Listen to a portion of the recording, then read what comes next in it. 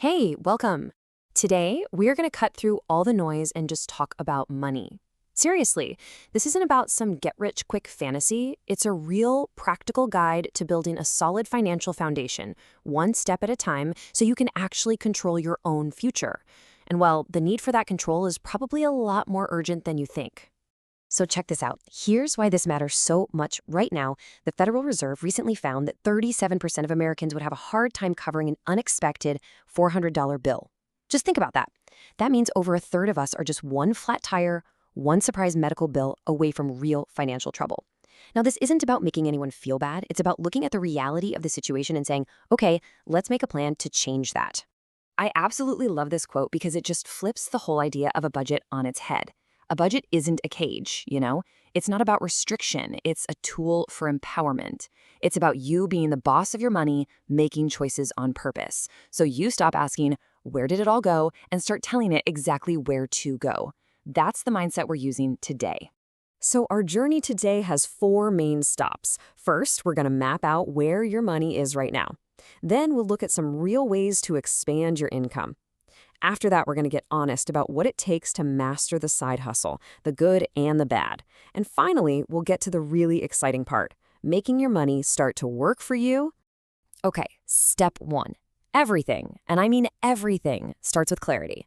You can't possibly get to where you want to go if you don't even know where you're starting from, right? So this first step is all about getting a super clear picture of your finances. This is the foundation for everything else we're going to talk about.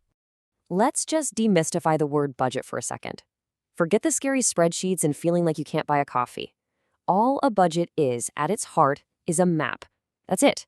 It's a tool that shows you the terrain of your financial life, what's coming in, what's going out, and most importantly, it lets you chart a course to where you actually want to be. And to draw that map, we've got to separate our spending into two main buckets. You've got your fixed expenses. These are the predictable ones that are pretty much the same every month, like your rent or a car payment. Then you have your variable expenses. These are the ones that are always changing: groceries, gas, going out. The first big step is just figuring out what's what and tracking both. So, how do you actually build this map? Well, this 7-step process makes it totally manageable. You start with the basics, know exactly how much money is coming in each month. Then you track everything that's going out. From there, you just categorize it and see how the two stack up. The last few steps are the fun part: picking a method that you'll actually use, sticking with it, and then tweaking it as you go. Because let's be honest, life changes and your budget should too. And that brings us to probably the most important question. There is no single best budget.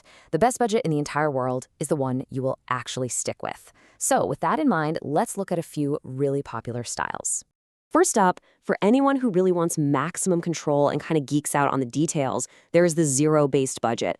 The concept is actually pretty simple. You give every single dollar that comes in a job to do, whether that's paying a bill, going into savings, or being spent on groceries. When you're done, your income minus all those jobs should equal zero. It guarantees no money just disappears.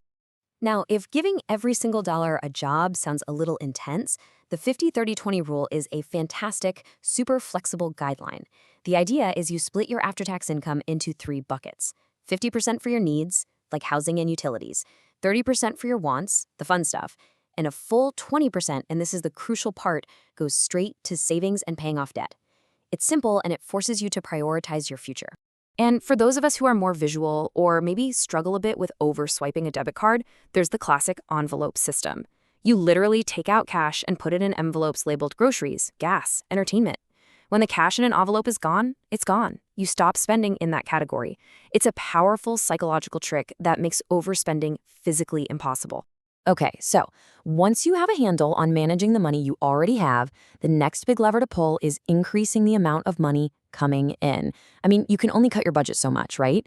Expanding your income opens up a whole new universe of financial options.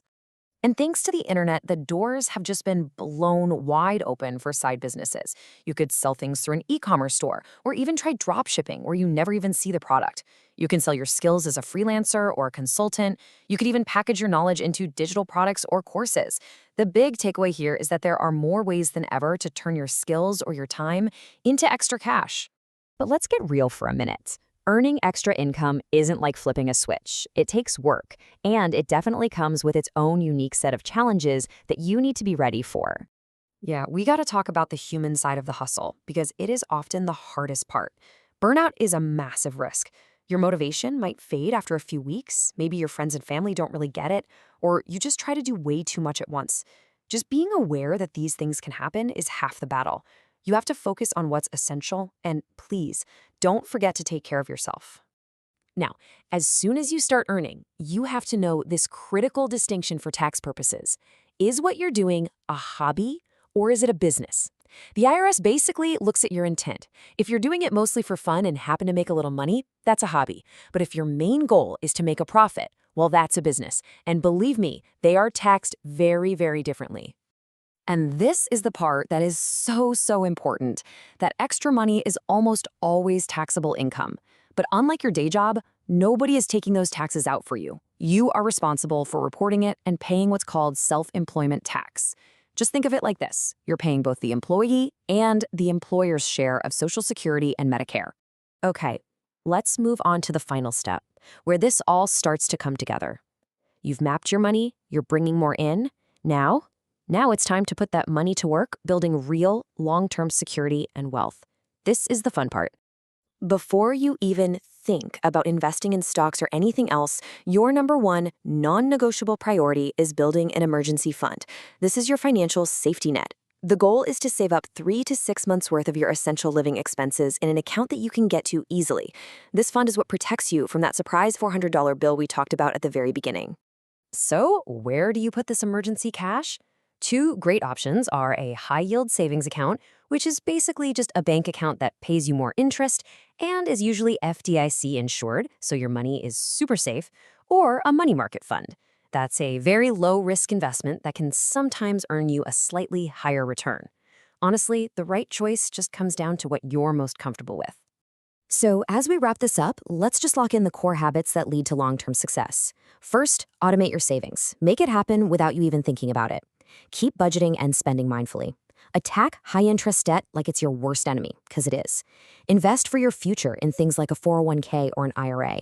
And finally, never, ever stop learning. Your own financial knowledge is the best asset you'll ever have.